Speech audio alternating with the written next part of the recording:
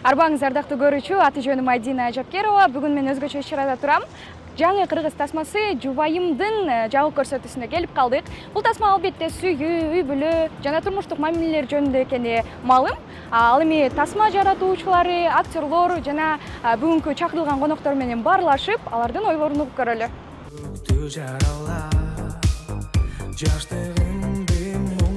Саламатсызбы, премьера кут болсун. Саламатсыңарбы, чоң рахмат. Тасманы тартуу учурунда кандай кызыктуу окуялар болду, ошолор тууралуу айтып берсеңиз.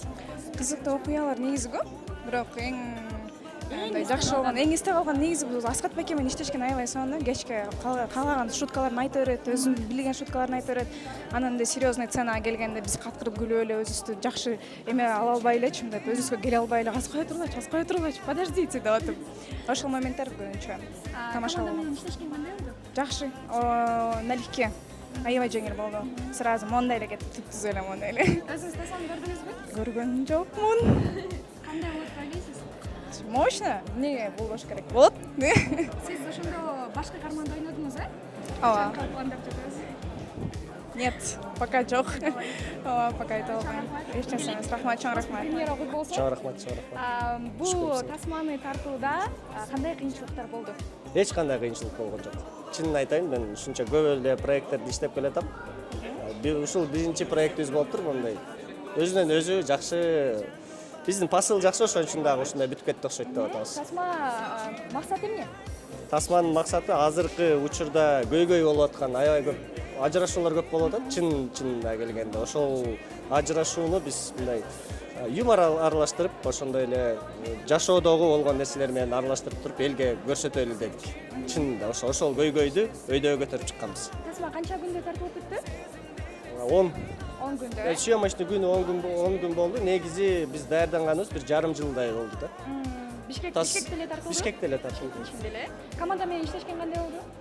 Команда сонун, бул өзүмдүн командам, мен ар бир мүчөсү, бул мен өзүмдүн инелерим, көп жылдан бери иштешип жүргөн кишилер, ошондуктан вообще айтып атпайм, кыйынчылык болгон жок. Кызыктуу окуялар. Ошол нерсе эле экран көргөзөт болуш керек, анткени жанагы айтып коет эмеспи? Экрандын артында кандай кыйынчылык болсо, ошол экран көргөзүп коет депчи. Бизде кыйынчылык болгон жок. Кино аябай жеңил, желпет, юмору көп. Ошондой эле бир жашоонун бир эмесин көрсөткөн нерсе. Үйлөнгөнсүз? Үйлөнгөм, кызым бар. Жубайыңызды сүрөттөп берсеңиз. Жубайым сулуу, татынакай, аябай сонун, мага жаккан өзүмдүн жубайым. Чоң рахмат. Тасма кимге арналган? Жубайыма. Чоң рахмат, чоң рахмат. Сизге рахмат. Жанымда болбосоң, жүрөгүмдө сен барсың. Карагатта көздөрүңө берилип, сагынып усага батам, арып алып мен дайым. Салам алейкум баарыңарга. Оюмда сен барсың. Эгерде көрбөй калсаң, сен жөндө ырлар жазам. Кайда барсам, кайда жүрсөм сен дейм. Кайда барсаң мен сени эң севип калайым. Кыялымда сени жанга бербейм. Жас келет жашоому жылмайсаң, күлкүмдөн берет жыргасаң. Колумду коркпой кармасаң, боломун жакын баарына. Кыялдансам, көз алдыңда сен, элесиң эң назик сезимдин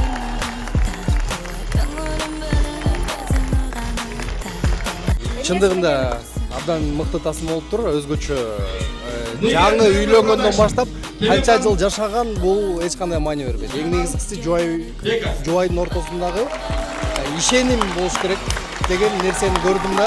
Кандай болбосун, кандай жагдай болбосун, өйдө болобу, ылдый болобу, жубайлардын ортосунда бири-бирине болгон сыйы болсун деген нерсени түшүндүм да. Ошолордун аркасында сүйүү өсүп болот. Анан ажырашуу темасын токтотуп турган тасмалардын бири экен, эң негизгиси мага ошонусу жакты. Тасма кандай болупту? Кандай кайсы? Тасма аябай маанилүү, күлкүмүштүү.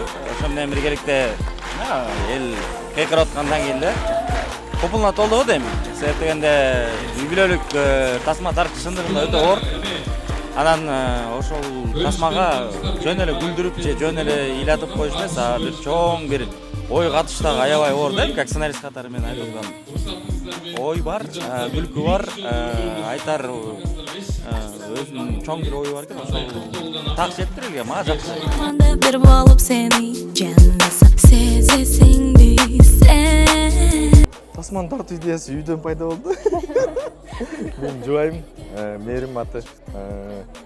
Бул тасма идея каяктан пайда болду? Бардык жубайларга арналган кино тартыш керек экен, именно аял затына арналган кино тартыш керек экен деген идеядан пайда болду. Биз эркектер кичине немерек болобуз го. Анан менин оюмча жубайларга арналган, жубайларыбыздын баркын сездирип тура тургандай, бир ой калтыра турган тасма тартыш керек экен деп тартылып калды. Сиз үчүн сүйүү деген эмне? Сүй деген эмне? Сүй деген сый. Сүй эсиге жарабаган сый. Эгер сый болбосо сүй түгөн калат деп ойлойм. Анан эми өзүм идеальный боло бербейм, мен да жаман косячникмин. Билесиз го? Ошо. Дегенмен кайсы сапаттарын баалайсыз? Дегенмен бардык сапаттарын баалайм. Бардыгы эле. Отдельно бирөөнүн урушканда жагат. Өтө идеальный киши. Муну көп таарынткам мен. Көп таарынткам, анан көп кечирим сурайм. Ошо. Кантип кечирим сурайсыз? Көгөрүп деди го. Ошо. Жок, негизи эле эркектер мен мисалы кино тартып жүрүп, почти 2 айдан бери вообще үйгө барып электим. Эртең мен кетип калам, же болбосо түндө келем, кайра эртең мен кетип калам. Ошол учурда бүт бардык, балдардын түйшүгү дагы, үйдүн түйшүгү дагы бүт баары жубайым да. Жана мага ашыкча телефонуна звонок келбейт. Ушундай жакшы кино тарттым окшойт деп бир ойлоп кеттим. Ушунун бардыгына мен жубайымдын салымы зор деп эсептейм.